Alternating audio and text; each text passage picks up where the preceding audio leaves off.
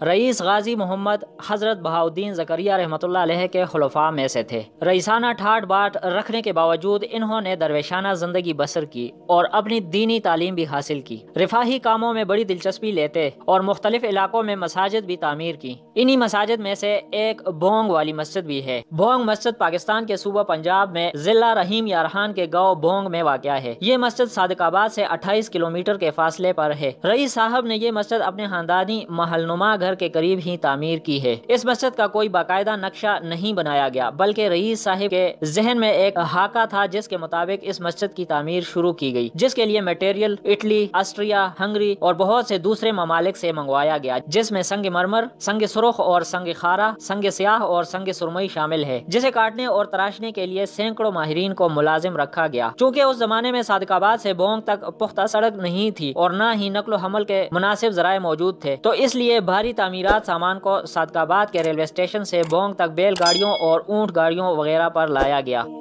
मस्जिद में एक मदरसा, एक लाइब्रेरी और रिहायशी क्वार्टर भी मौजूद हैं। इस मस्जिद के जिस मरकजी दरवाजे से अंदर दाखिल होना पड़ता है वो मशहद में हजरत इमाम रजा के मज़ार के सदर दरवाजे की हू बहू नकल है। दरवाजे से अंदर फवारों से मुज़य्यन एक वसी व आरीज लान है। राहदारी से गुजरने के बाद मस्जिद की सीढ़ियों तक पहुँचना पड़ता है। सीढ़ियाँ चढ़ने के बाद मस्जिद का सहन शुरू होता है जो संग मरमर और संग स्याह से आरास्ता है। यहाँ 2000 से जायद नमाजी एक वक्त में नमाज अदा कर सकते हैं। सहन की मशरकी दीवार के साथ एक बड़े गुम्बद के नीचे वो इमारत मौजूद है जहां खवातीन के लिए बापर्दा नमाज पढ़ने का इंतजाम है। ये खवातीन की जुम्मा मस्जिद कहलाती है। यहीं एक वसी कमरे में दारुल मुताला भी कायम है और वो हुजरा भी मौजूद है जहां रईस गाजी मोहम्मद इबादत किया करते थे। बड़े गुम्बद पर नीले रंग की टाइलें लगी हुई हैं जिन पर आला दर्जे की मीनाकारी की गई है और गुलकारी का निहायत ही नफीस काम किया गया है। इस गुम्बद के नीचे खड़े होकर सामने मगरिब की सिमत देखें तो मस्जिद की मरकजी इमारत दिखाई देती है। ताजमहल के फीके पड़ते हुए दूधिया संगमरमर के मुकाबले में कहीं ज्यादा सफेद और चमकदार संगमरमर में खुदाई करके संग स्याह से कुरानी आयात कंदा है। मरकजी दरवाजे की